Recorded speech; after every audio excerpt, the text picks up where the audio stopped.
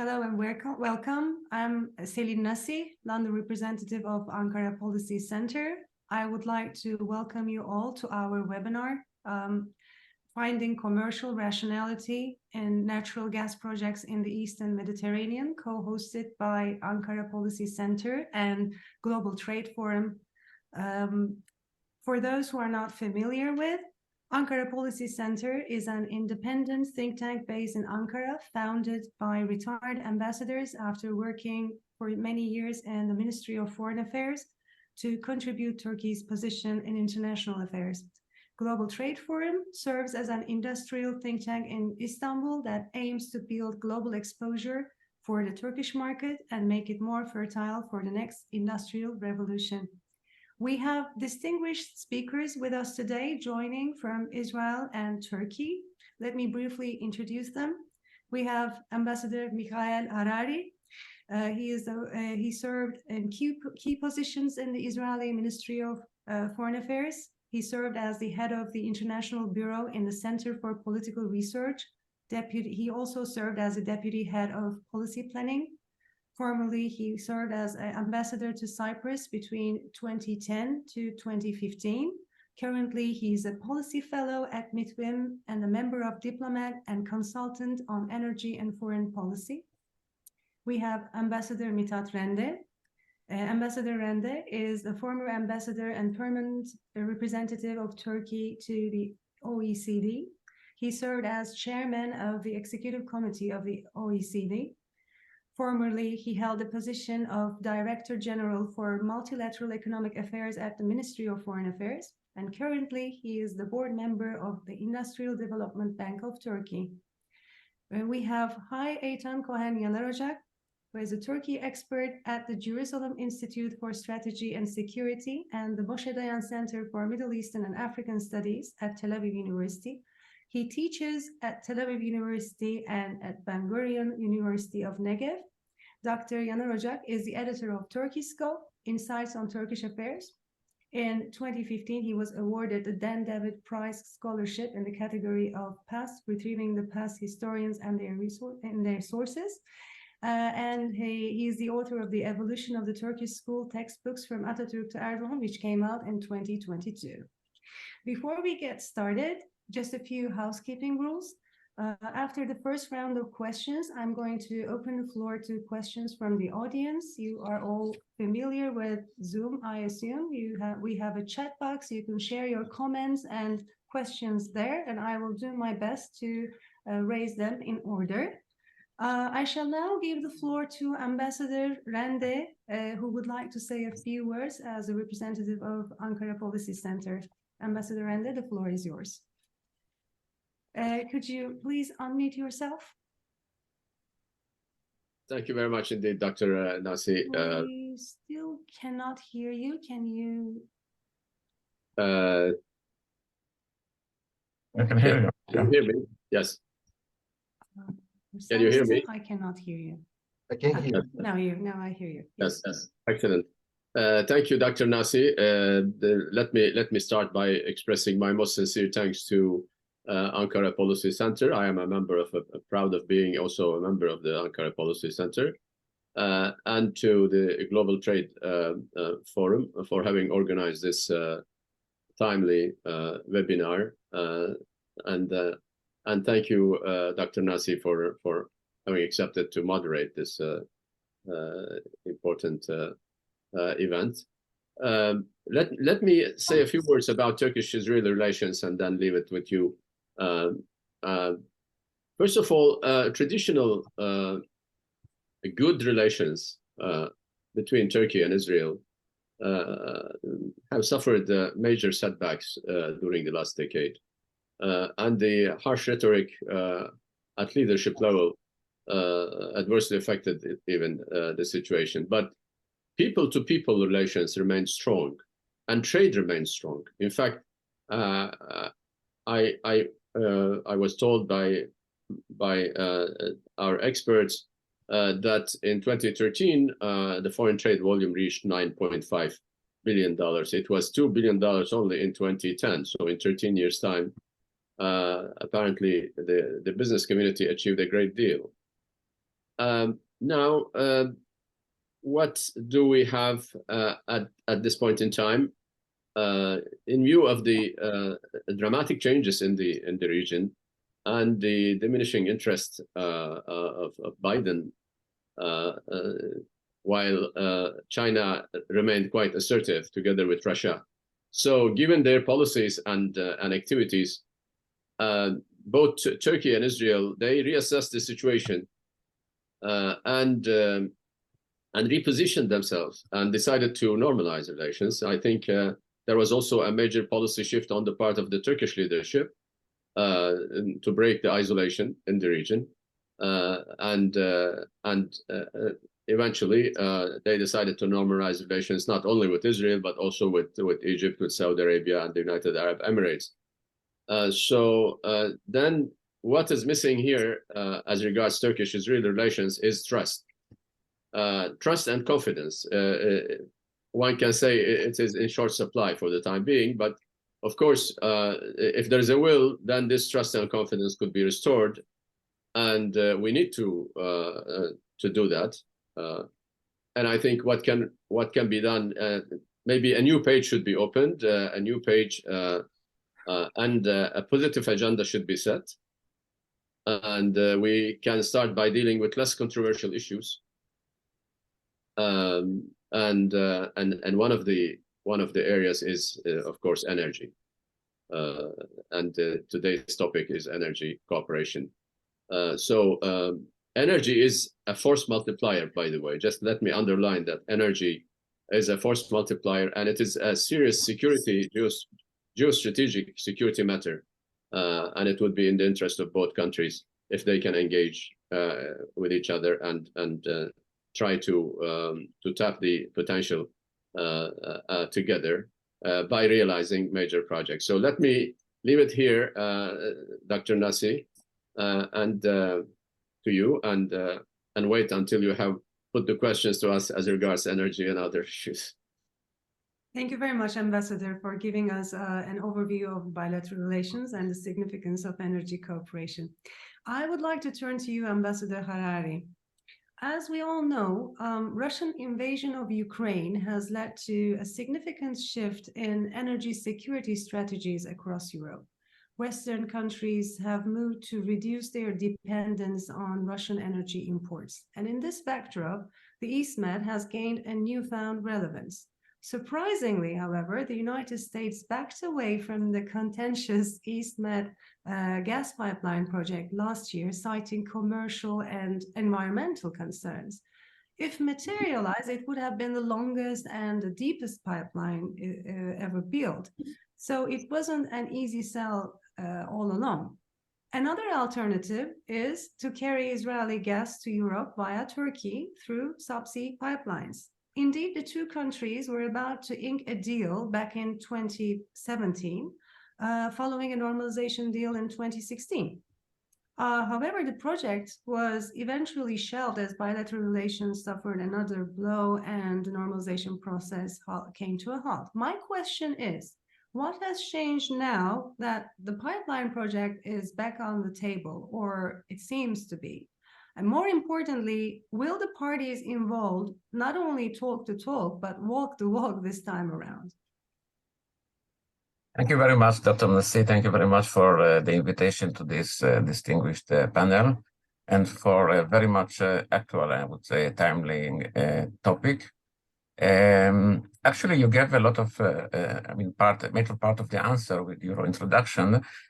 As you said, the attractiveness of the EastMed by Europe following, let's say, the war in the Ukraine has, I would say, shifted, the attention that, okay, what can be done? From the Israeli point of view, I think that Israel sees itself, based on the developments in the EastMed in the last 10, 12 years, in a better position strategically, let's say, to consider in a comfortable way its exports policy. Now, add to it, of course, that the elections in Cyprus, Greece, and Turkey has ended. So it is about time, let's say, to discuss seriously different kind of options. And of course, as Ambassador Rende mentioned, the improved relations between Israel and Turkey, which enable, I suppose, nowadays, let's say, to consider options, including, of course, a Turkish angle. Basically, Israel, as far as I can say, has decided to explore or to go for another export route beyond what it has been exporting in the last few years. As you know, Israel is exporting its gas to Egypt and from Egypt and to Jordan. Based on what we said, I think that Israel now decided to explore what other export route is to go ahead. Initially, I suppose, I mean, there are three options nowadays. I mean, you are absolutely right, Dr. Nasir, that the EastMed project is not very much feasible. I was not surprised by the American, let's say, clarification that this is not feasible. In my humble opinion, the EastMed project was very much important strategically, not of necessity, not necessarily, let's say, commercially. But put it aside. I think there are three options here, initial options. The first one, of course, is the floating LNG, FLNG, next to the gas fields. In the past, it was discussed and it was removed out of the table because of its cost, of course. Nowadays, it is back. And actually, to be honest, the two relevant companies, Chevron and NewMed, formerly Delek, are, at least it is reported that they are in favor of, let's say, exploring this option. The second option is, of course, the Turkish angle, pipeline to Turkey, as you mentioned, and then going ahead. Basically, Turkey's interest or needs of energy are enormous, so it makes a lot of sense.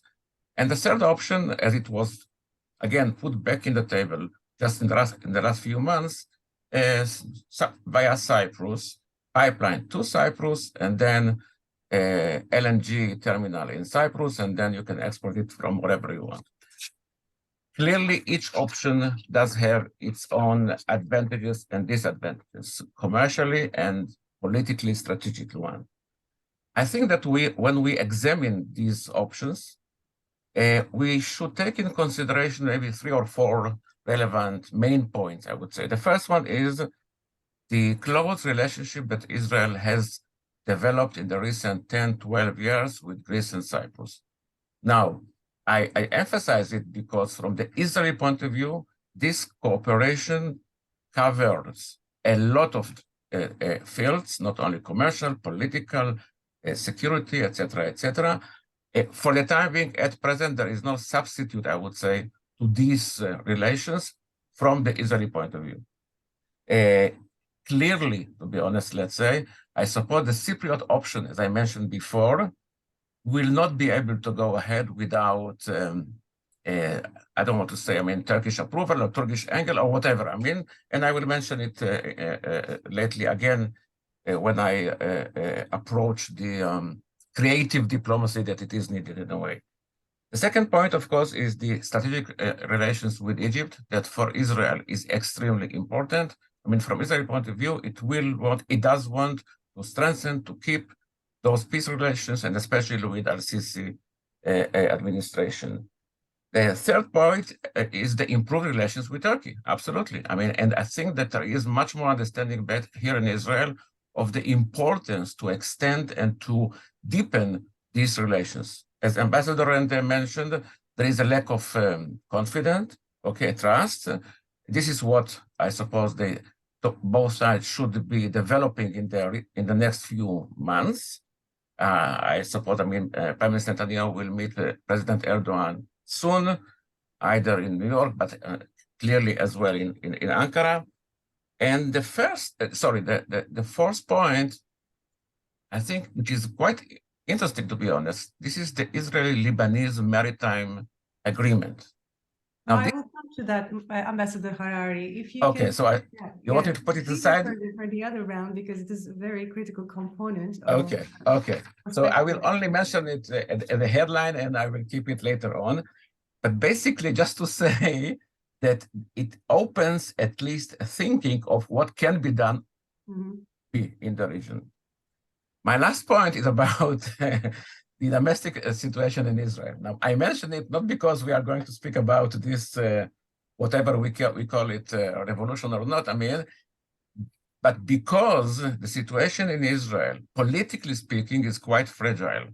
And in many ways, Israel is not as stable actor as it was seen, let's say, a year ago.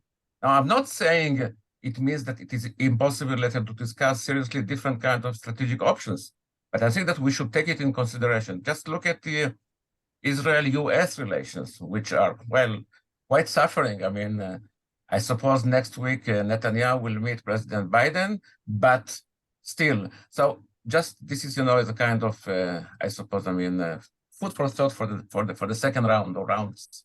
Thank you. Thank you very much, Ambassador Harari. Ambassador Randa, I would like to turn to you and pose the same question in a different form. What is your take on the feasibility of this endeavor? As Ambassador Harari mentioned, stars have been aligned more or less. We have geopolitical context on our side. We have domestic politics. At least the elections are over, so both sides are willing to explore relations, deepen cooperation between the two countries. How does Turkey look at the feasibility, and where are we? Are we close to the deal? Because in the wake of Israeli Prime Minister's visit last month, which was postponed due to health issues, many anticipated an opening on the energy front. Was it a realistic expectation? And what can be done to further develop this project, this pipeline project, so as to perhaps involve or make it more compatible with Turkey's climate goals, because you are a high-level representative who also who was involved in the climate talks personally. So would you like to reflect on the feasibility of this endeavor, please? Thank you. Well, in your introductory remarks, you rightly touched upon many important issues, but this pipeline project is not new, Selin Hanım. It has been with us. I remember that in 2010, when I was active at the Ministry of Foreign Affairs, we had too many delegations from Israel. Delegate people came. Then the Turkish side established consortiums, and then they traveled to, and even they started competing with each other to cut the deal. It was not possible. Both sides, I think, both sides were quite maximalist, and the gas prices were not so helpful. They were not at today's level, of course. So this project is an important one for Turkey. It remains so, and I think the Turkish Energy Minister, Mr. Albayrak, is planning to visit in the period ahead Israel upon the invitation of the Israeli Energy Minister. Probably he will take also his experts in the delegation. He should travel to discuss the feasibility of this project. In order to be feasible, this project must be bankable. And in order to be bankable, the Turkish side should be prepared to conclude with the Israeli authorities or the Israeli private companies a long-term contract. So a long-term contract, a purchasing contract, would make the project bankable. And then what the Turkish side has in mind, I think, to get 10 BCM, 10 billion cubic meters per annum of natural gas, maybe from Leviathan, I think from Leviathan directly either to Iskenderun or to Ceyhan ports. And in fact, it's between Haifa and Ceyhan or Iskenderun, it's only about 480 kilometers. The distance is quite encouraging. In fact, it's not like EastMed project, which was about like 2,000 plus kilometers. So I would argue that this project, if there is a political will on both sides, it is environmentally sustainable and feasible. And the reason is simple, because natural gas, although yesterday Fatih Birol, the chief of the International Energy Agency, issued a statement where he argued that it is the end, it's the beginning of the end of fossil fuel era. But I would argue that natural gas will remain with us for the decades to come, because it is an intermediate energy source, and it is a good friend of renewables, because we need to have a good energy basket, and natural gas could replace heavily polluting coal and other fossil fuels. So this is why natural gas will remain with us. Turkey is a huge market, and Turkey, with its infrastructure that it realized during the last decades, it's in a position to transfer gas from Turkey, from the East Mediterranean, easily through Greece and Bulgaria to Europe. So if the Israeli side is willing to monetize their Leviathan and other gas fields in the period ahead, and I think they should do it. They should do it without further delay, because in the future we might have less consumption of gas and lower prices. So I hope that we can cut a deal. But of course, I agree with Ambassador Harari that it's not that easy. We need the political will, we need the support of the private sector, and we need the Turkish side to be prepared to sign a long-term contract. So then the financial institutions would be able to finance a $2 or $2.5 billion project. Thank you. May I step in for a minute? You can accept this as a follow-up question, because we also have critics which revolve around the issues of the abundancy of gas reserves in the East Med, and then we have the unresolved conflicts which require creative diplomacy, and then the cost of necessary infrastructure to carry this gas. How do you find these criticisms? I mean, can we overcome these obstacles? It's a complex situation, but as I said, we need to be quite creative and to engage the private sector. I think the private sector would be able to conclude deals with the relevant authorities. Of course, Ambassador Harari rightly said that of course he calls Cyprus, we say the Greek Cypriots. And the Greek Cypriots would not be able to act alone and conclude major agreements about like floating LNG. And also one maybe last point, Selin Hanım, the advantage of having a pipeline is also a kind of diversification of demand. It is demand diversification.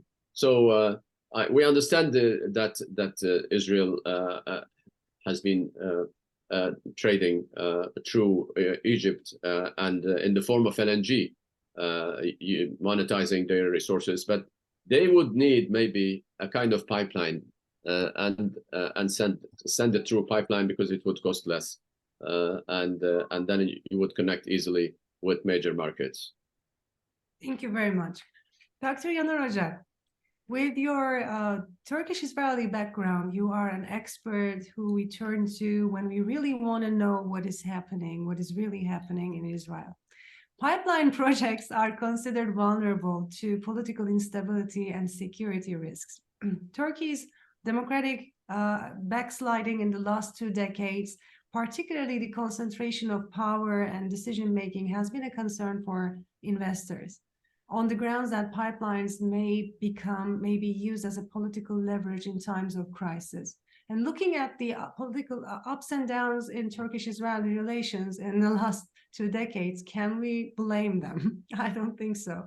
But from this perspective, how do you see the current state of Turkish-Israeli relations? Where are we at with the normalization process? Can you please elaborate on the role of energy cooperation, whether or not it may forge closer ties between the 2 countries? Okay, first of all, thank you very much for having me in this distinguished forum. And let me answer this question in such a way that I would do a comparison between 2 different normalizations. The current normalization that was launched last year by Israeli President Yitzhak Herzog and Recep Tayyip Erdogan together. And the other one that was launched in 2016 by Benjamin Netanyahu, our prime minister, with the Turkish prime minister Binali Yıldırım. So even these two sentences can explain to you the most important distinction point between the two normalizations. In the previous one, the Turkish president refrained from giving any pictures next to an Israeli leader, next to an Israeli flag. But now we are seeing that Israeli President Herzog is, he's enjoying, he's experiencing a king's welcome in the capital city of Ankara at the presidential palace. So therefore, I believe that the current normalization is far different from the previous one, but it is still very fragile. I would like to remind you that we overcame 2 Ramadans and 1 operation in the Gaza Strip, which was limited only against the Palestinian Islamic Jihad terrorist organization. And we may also see another large-scale operation in the future. We don't know, because in the Middle East, unfortunately, everything is not very predictable. So in case of a total war between Hamas and Israel, and maybe even in our northern border with Hezbollah terrorist organization.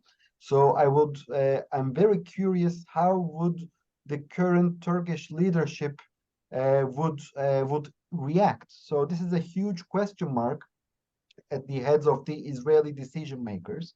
And let me tell you, if we are talking about a problem of trust, like lack of trust in the relations, I mean, I assume that this is the most important issue. And you also made a very important comment, Dr. Nasi. You highlighted the probability that a state can use the pipeline as a leverage to pressure another country. Yes, Israel will pump the gas, but at the end of the day, on the other side of the pipe, the Turkish side will sit. So let us imagine, in case of an escalation, can President Erdogan close the taps to pressure Israel? I mean, unfortunately, we cannot answer this question with only one word. No, we cannot answer, because it is a probability that we cannot say that no, such a thing will not happen. So these are the most important issues that are constituting a very important headache for the Israeli decision makers. In principle, we give very much importance to our relations with Turkey. Turkey became the ever Muslim state that recognized our sovereignty in this land in 1949.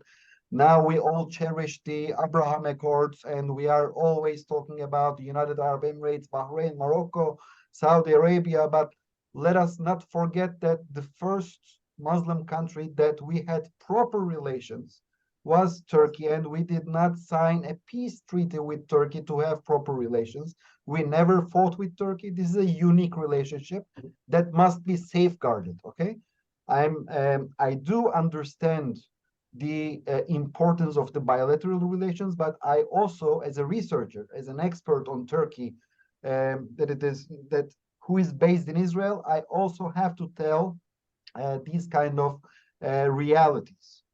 And of course, apart from the complexities, I also would like to highlight some optimistic facts. For instance, if I'm not mistaken, like a few days ago, top advisor to Azerbaijani President Hikmet Hajiyev paid a very important visit to our capital, Jerusalem. And there he delivered a very important statement that he offered a trilateral cooperation between Israel, Turkey, and Azerbaijan. And I truly believe that such a cooperation, such a trilateral cooperation, will basically provide the three states a trilateral interdependence. So it would be maybe harder for the Turkish side to adopt a harsh, critical policy vis-a-vis the state of Israel, because at the end of the day, the Azerbaijanis would be also in the equation. So I'm looking at Azerbaijan in this equation as an insurance policy. For me, it's a win-win-win situation. At the end of the day, Israel and Turkey did support Azerbaijan during the Nagorno-Karabakh war. Yes, it was not a planned move by the two different capitals. Each capital had its own reason. But at the end of the day, now we are seeing that Azerbaijan can act as a perfect glue between Israel and Turkey. I said glue and not a bridge, because Israel and Turkey are that close to each other. So we do not need a bridge, but we need a glue to be sticked, okay? And regarding the energy, first of all, again, when we are looking at the previous normalization, we will remember that the first ministerial visit took place between Israeli Energy Minister Yuval Steinitz and then Turkish Energy Minister Berat Albayrak. It means that from Turkey's point of view, the most important issue is number one, energy, and second is tourism. For instance, I was the translator of the Turkish tourism minister Nabi Avcı during his ministerial visit in Israel. So I did witness the importance of tourism as well. But let us now stick to energy. Now, also in the new normalization, the Turkish side wanted to launch a ministerial level visit to Israel.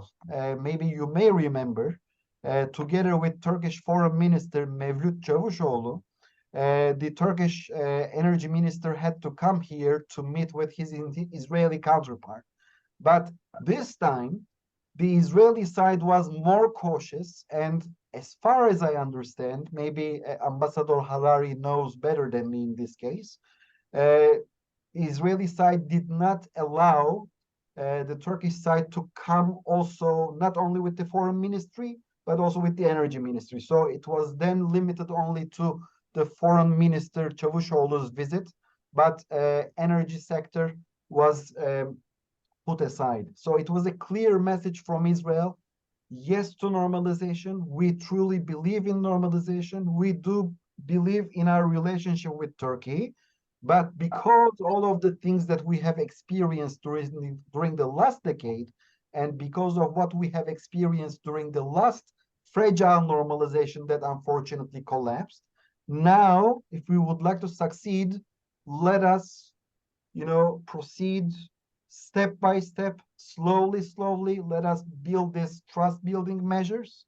Of course, this will create diversification of energy sources. This will, of course, provide economic growth to both countries. And also, from a Western angle, if the Israeli natural gas would be exported to Turkey, then Turkey's dependence on the Iranian and the Russian gas would be decreased. So it is, of course, a Western interest to see Turkey, less in contact with Iran and with Russia. But now I'm opening a parenthesis. When I'm seeing Mr. Erdogan in Sochi, and when he is declaring his desire to work together with the Russians also for the second nuclear reactor in Sinop, so I'm very cautious that this Israeli gas, can it really decrease Turkey's dependency to Russia and Iran, because Turkey is willingly trying to be more dependent to these countries. So this is a huge question mark. And let us not forget, Mr. Harari already mentioned that while we had this problematic relations with Turkey, Israel formed perfect relations with Republic of Cyprus and Greece, and both of these countries are considered as the members of European Union, and they are not parties like Hamas terrorist organizations. So we do not have any problems of legitimacy in engaging such relations. And I truly believe that if Israel will be a partner of this pipeline, we must get the blessing of the Greeks and the Greek Cypriots. Of course, I really wish, as a person who was born in Turkey, that the northern Turkish Cypriots would be also included in this equation. But since I'm not a Israeli Foreign Ministry official, so my comments would be only personal. And that's why I'm very skeptical that this pipeline would be an answer that can deliver us a remedy. I truly believe that maybe the LNG option to Turkey would be now is very feasible. On the short term. And I will stop here if you like, and if you will have any other question, of course, I would love to answer. Apologies if I talked so much, but you know. Can I jump in with a quick point, 2 points? In fact, because Dr. Yanar Ocak made a sweeping statement as regards the pipeline. Okay, First of all, please step in. Thank you. First of all, he suggested that Israel should get the permission of the Greek Cypriots and Greece. Consent. That is a bit questioning the sovereignty of Israel to deal with its natural resources. I found it, and then secondly, he mentioned about certain circles that they are questioning the viability of this pipeline because Turkey, under some deteriorating situations, that might turn off the tap. Normally, and this I should underline, that Turkey's track record as regards its commitments with respect to oil and natural gas is quite strong. It honored all its commitments, even in times of crisis. And if there will be one side to turn off the tap, it will be the supplier.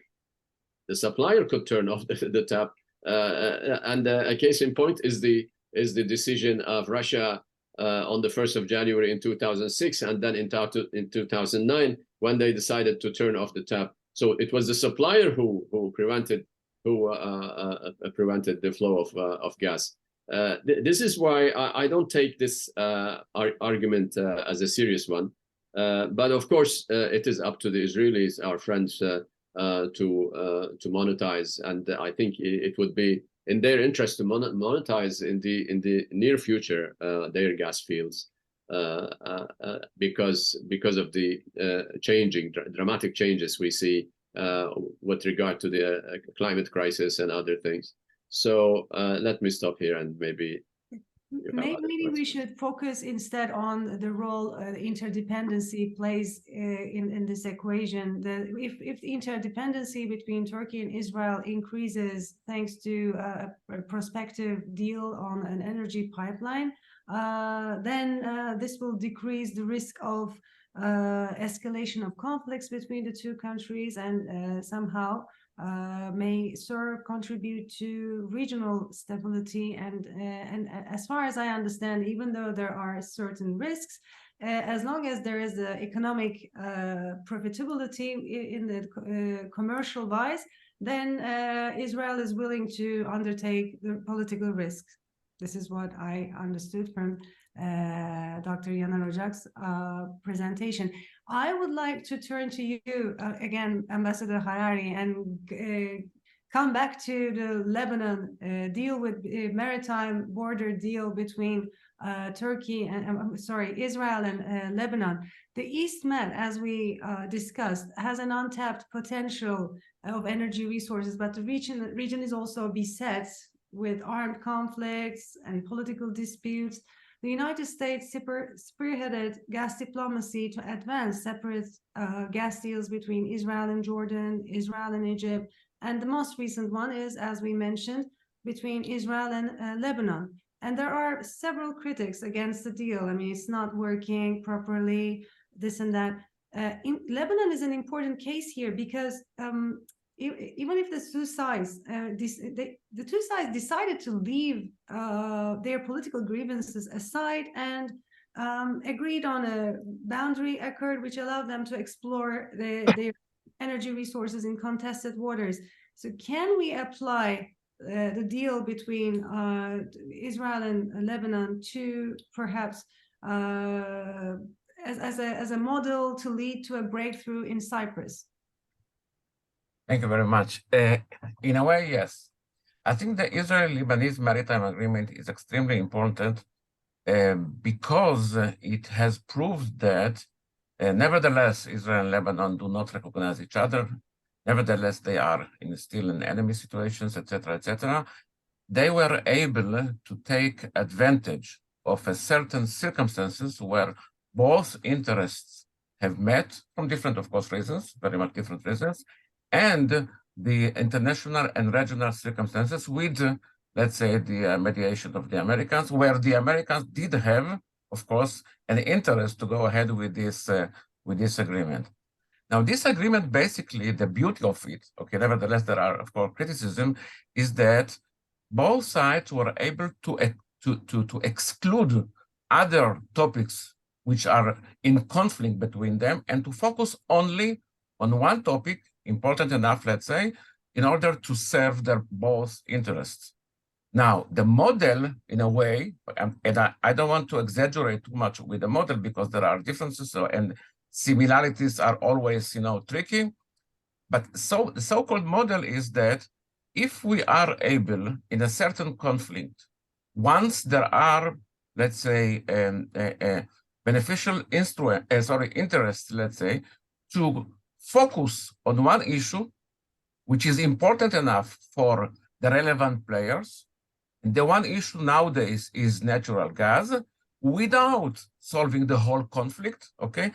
In Israel, we don't like to call, we don't like anymore to use the phrase, interim agreement, okay? It does have, but an ad hoc agreement in order to enable this to go ahead. I'll give you another example. There is a talk about the Gaza Marine gas field, the Palestinian gas field facing Gaza. Egypt is very much in favor of going ahead with this field because it does benefit its own interest. Initially, this is what was reported, Israel was positive about the idea.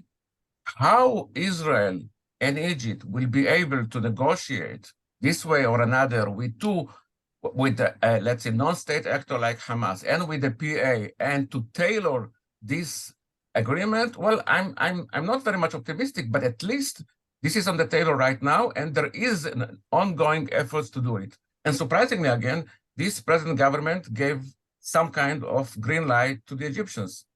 So basically, I think the importance of this agreement is by giving an idea or a trigger, I would say, for creative diplomacy. Thank you. Harari, you are preemptively answering all my questions on my list. Oh, sorry for that. Sorry. I'm going to come back to that. You should stop me, please. Gaza offshore decision. But now I have a question for Ambassador Rende. I also have it on my list, but one of our participants posed this question in the chat box, so I'm officially opening the floor to questions from the audience, and I encourage everyone to send their comments and questions, please do, to make this an engaging conversation. Korhan Özkılınç asks, it was a surprise at the G20 summit in India, where the India, Middle East, Europe corridor was announced. If this intention is realized, could it be that this action without Turkey will drive apart relations between Israel and Turkey, also in the context of energy corridor in the Eastern Mediterranean? Ambassador Reddy. Thank you. Well, this is an idea. The corridor is still to be worked out, and it was devised and prepared as an alternative to Belt and Road initiative of China. So whether it would be materialized or not, it remains to be seen. It's a very ambitious project, and probably they opted for Israel. And then from there through the Mediterranean, because they thought that Syria is not the right place for at this point in time to cross. Who knows? But of course, I believe that that the Turkish president will meet is likely to meet Joe Biden in New York in the margin of the General Assembly, United Nations General Assembly meetings, and this issue will be raised. I understand, but of course, Turkey is not without alternatives. Turkey's location is well established, well acknowledged. And this is why, in fact, it is regarded as the place for natural gas trading center in the Eastern Mediterranean, and because of its location, because of its infrastructure, and because of its industrial base. So, if things get better in the period ahead, and if Turkey can perform better, and create the necessary conducive business environment, I think there will be more alternatives, including the Chinese Road and Belt Initiative. It's important to encourage the investors, foreign direct investors. For Turkey, it is of utmost importance. We cannot save enough money. We need to lure foreign investors. And hopefully we can make it, but it seems that it's not that easy under the present circumstances.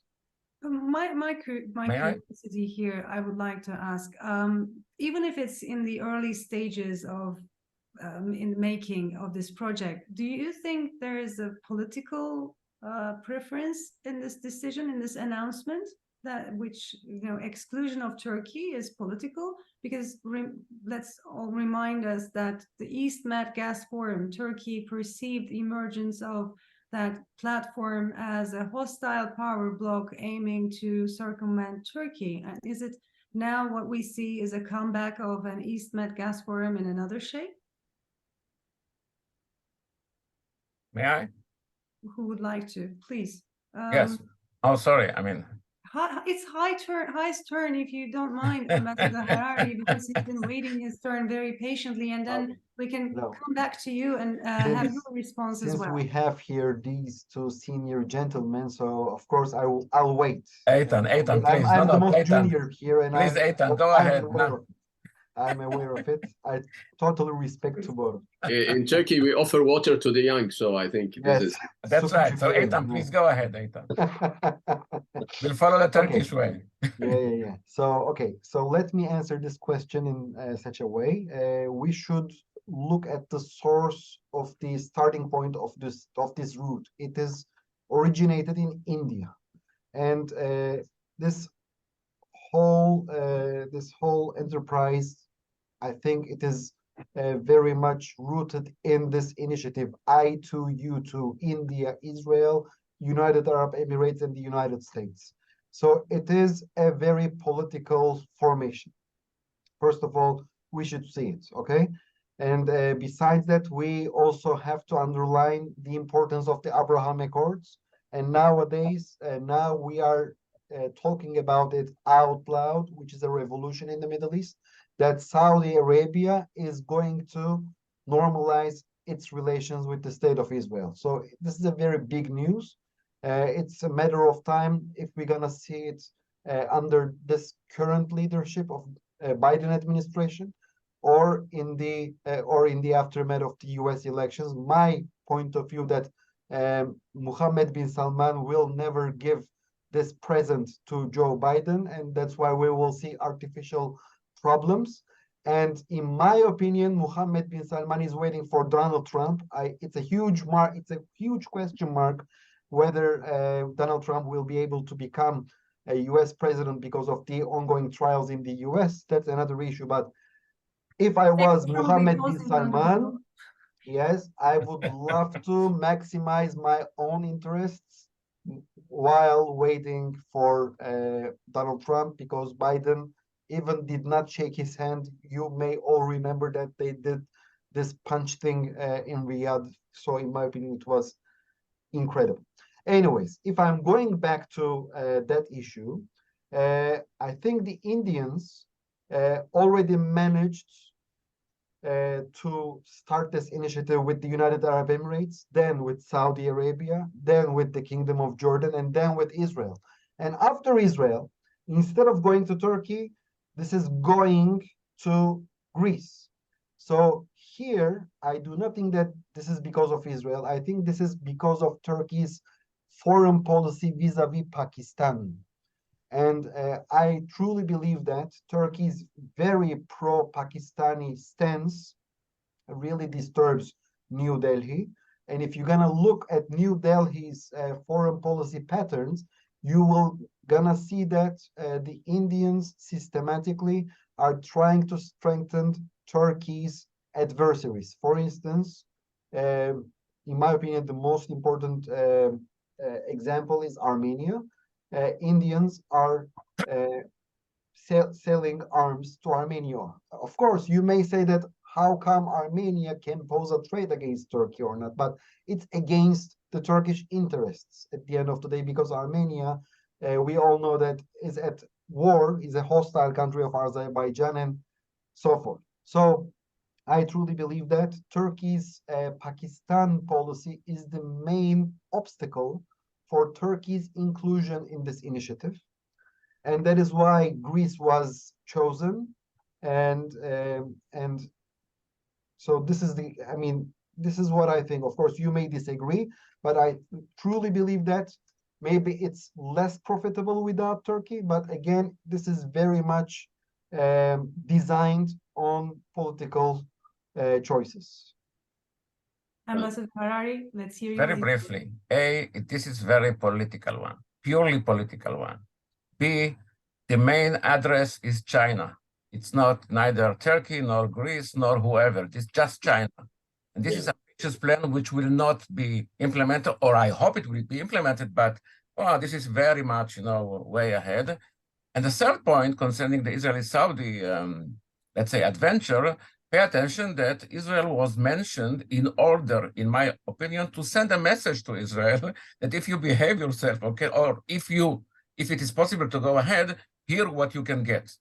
So I don't think that the Turkish angle here is something, deliberate move, or the absence of Turkish angle is deliberate move to exclude Turkey. I don't think so. Then the address is purely China, purely China.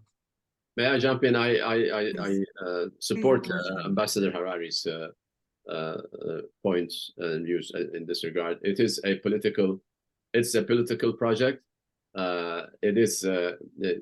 It is so designed to counter China, to encircle China, to counter China, and also we should take what they said about this project with a pinch of salt.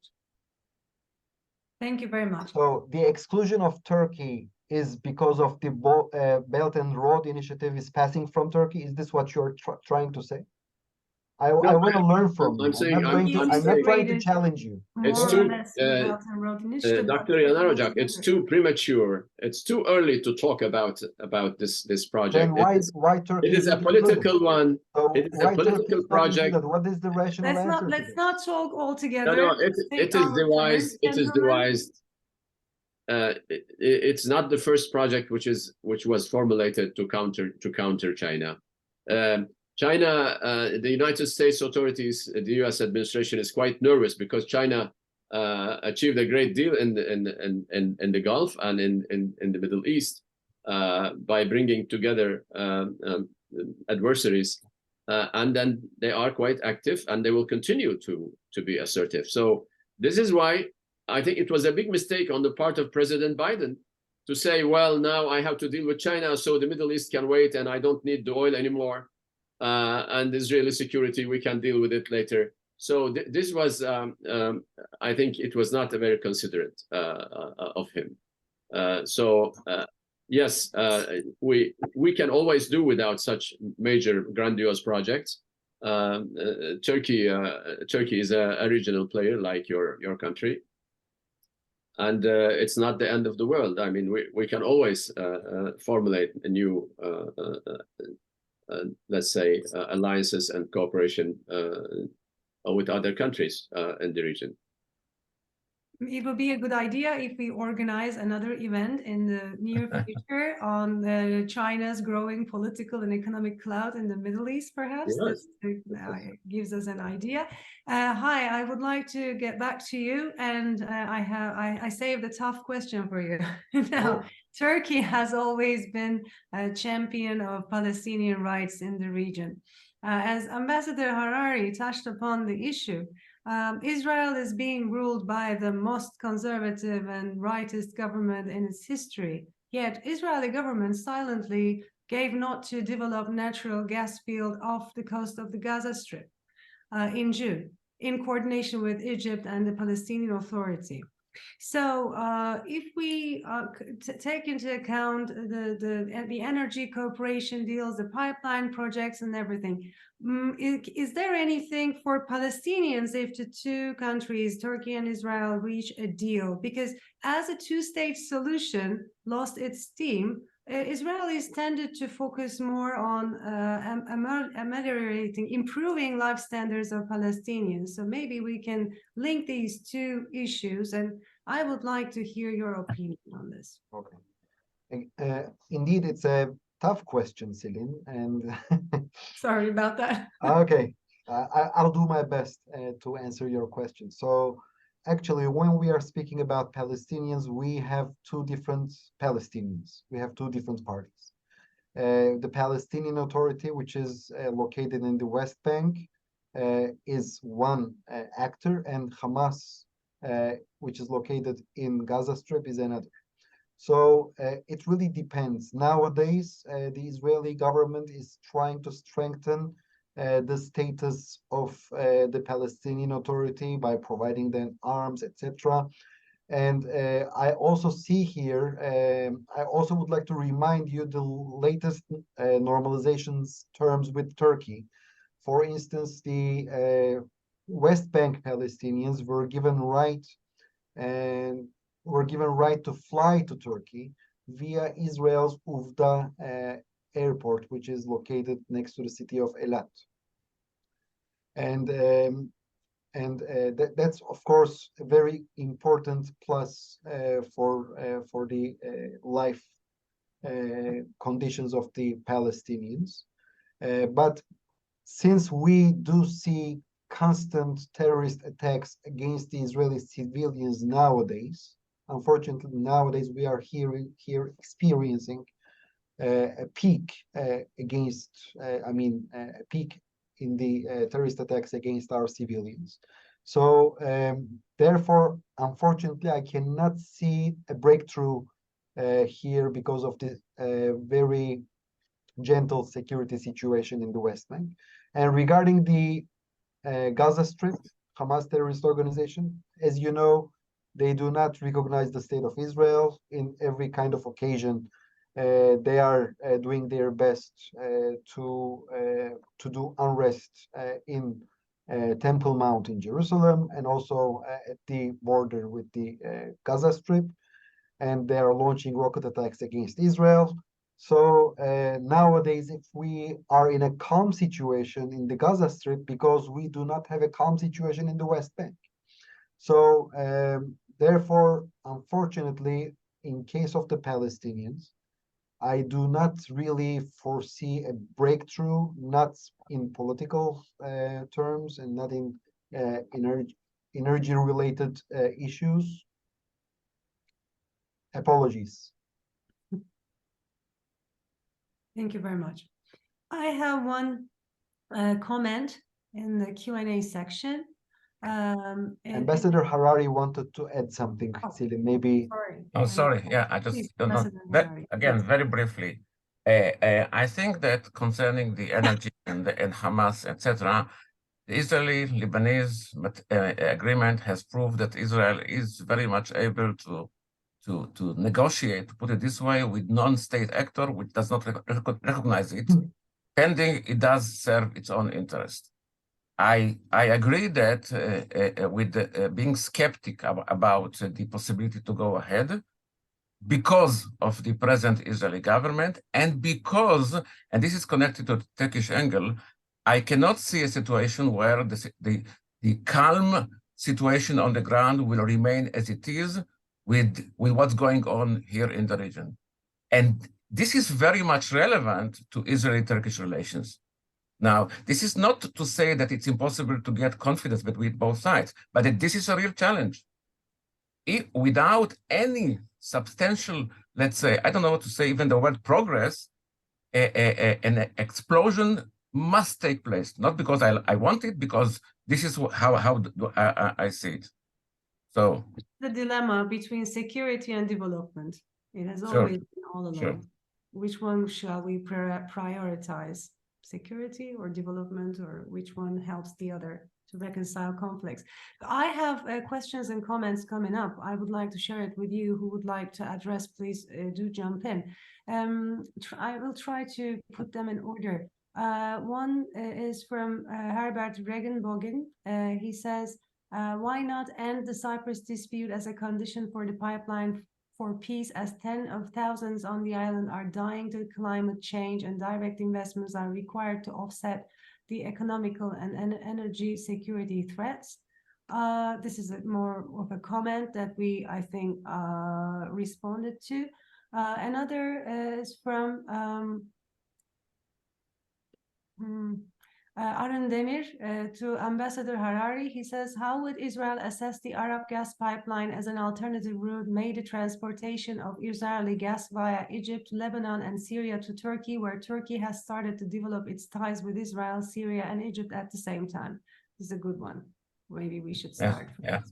Well, this is a good one. Absolutely. Actually, it was. I don't want to say discussed, but it was taken in consideration. I mean, this is actually a brilliant idea. I mean, I remember many years ago, okay, there was a very nice article by Shaul Tzemach from the Tzemach committee who wrote about this pipeline. Can this pipeline be an alternative? I'm not sure. Can it be, let's say, and can it have added value? Maybe, but again, as Ambassador Ender mentioned, we have Syria there, and I'm not sure how much we can bypass or we can overcome or we can whatever the Syrian angle. So for the time being, I don't think this is very much feasible, to be honest. Please. Dr. Nasi, yes, with respect to the Arab pipeline, we discussed it a few months ago with our friends from Egypt and Israel, and in fact, one of our Egyptian friends, who was also a former ambassador or a retired ambassador, he strongly argued for the pipeline, and he thought that most of it is already there, so it's not destroyed. Maybe what is missing is about 100+ kilometers of Yes. of pipeline between Syria and Turkey. So, of course, the situation in Syria is problematic, but you never know. If the Israelis are not so forthcoming with respect to a gas pipeline beneath the Mediterranean, if they insist that they will unite and establish a stronger alliance with the Greek Cypriots, so be it. You should enjoy it. But if you think that that Turkey, one of the major energy consumers and players in the region, we haven't had the time, Dr. Nasi, for talking about the gas trading hub of Turkey.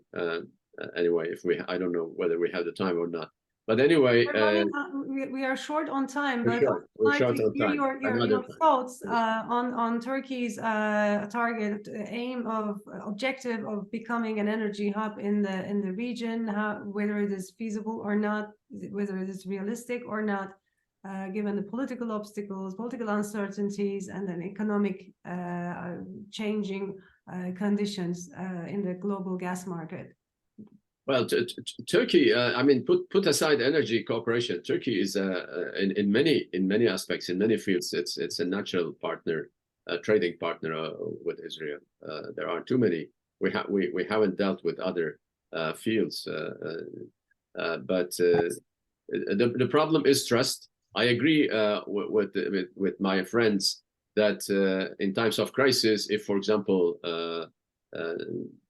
there would be an explosion and hundreds of people killed in Gaza or in West Bank, and then the Turkish leadership would overreact to what's happening or react, and then what comes out of it? Then there will be again strained relations and setbacks.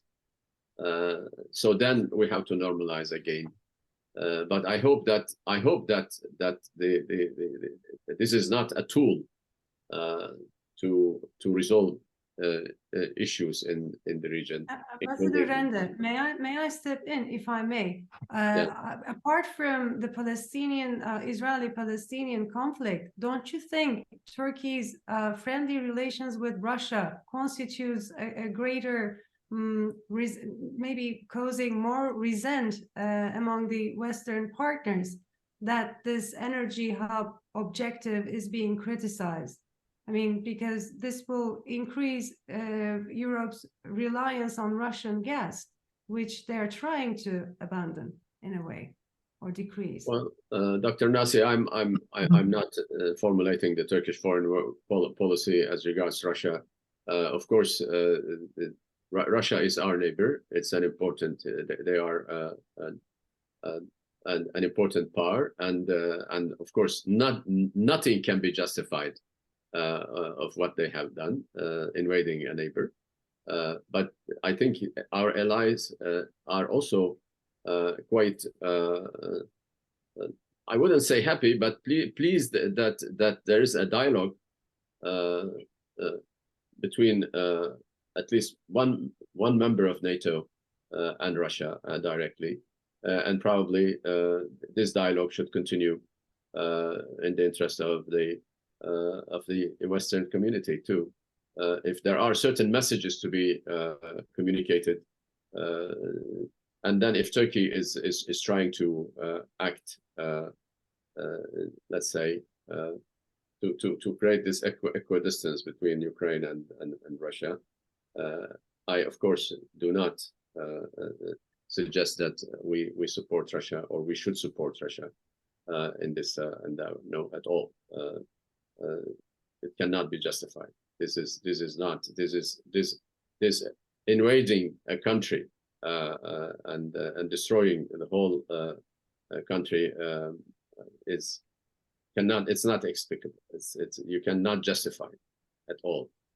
So, but I think it's not my area of interest or expertise, but we started with Turkish-Israeli relations, and then we ended up dealing with the global issues. And because we have other actors who made inroads to the Middle East. Now we are, neighbors with Russia from the north, from the south. I have one last question, but it's more of a food for thought. As we are running out of time, I have to close the session. It is from Samantha Matthew Haydek. I hope I'm pronouncing her name correctly. If I'm not, I apologize. She says, good evening to all, and thank you very much for the honor and thrilling joy to follow your vivid discussion. Merci. How can the big questions be solved regardless presidential empowerment decisions of an ever-changing future? How will a growing EU and a reforming Far East assemble with this fluently? And how will BRICS impact and conglomerate? How will COP28 achieve?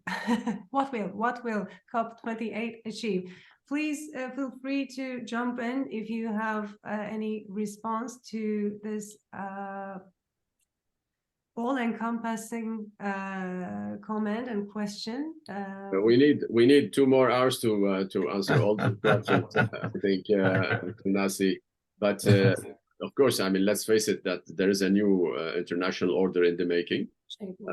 We're entering a multipolar world. We cannot ignore the fact that China is the rising power. It's challenging the hegemon, and we can see that the United States administration is trying to contain and encircle and control China by establishing various alliances, including NATO and in the south, AUKUS and other alliances. So I think it's quite difficult to answer all the questions put by the lady. But let me stop here, and maybe Ambassador Harari would like to say something about Any closing remarks? Closing remarks. Yeah, I don't think that I am able, let's say, to add to Ambassador. And I just would like to say, of course, that we are in the process of changing international order. Absolutely, yes. And I'm not sure that the Americans are away from the region, not because they want to be here, but because they are here. And this is but something to be discussed, of course. And I hope that Israel-Turkish relations will go ahead and deepen and strengthen. Thank you. Thank you. Yes, and maybe I would only refer to the first part of her question. How can big questions be solved regardless presidential empowerment decisions of a ever-changing future? I'm not very optimistic. I mean, in every country that we are seeing, the presidents are very, very active, and I really don't think that we can get rid of those personalities, those figures. For instance, we are not talking about Turkey anymore. We are talking about Erdogan. We are not talking about Israel. We are saying Netanyahu. We are not saying Russia. We are saying Putin. The presidential brands are nowadays more, attracting the full lights. Full lights are on these charismatic figures. I think it's a worldwide phenomenon, and we will not be able to get rid of this phenomenon. Look at that. We can. I mean, we also see some positive impact of this phenomenon. For instance, Mohammed bin Salman and Mohammed bin Zayed, they are constructive players. But look what we are seeing in Russia and what we are seeing in China. So, I mean, I'm not very optimistic once again. Thank you very much. Thank you, a sincere thank you to all of you for your wonderful contributions, and a big thank you to the audience who joined us today for your engaging questions and insightful comments. If I may, I'm closing this session, hoping to see you again soon in our future events. Take very good care, and Shana Tova in advance. Thank you. Thank you very much. Thank you. Thank you. Thank you. Thanks. Happy New Year.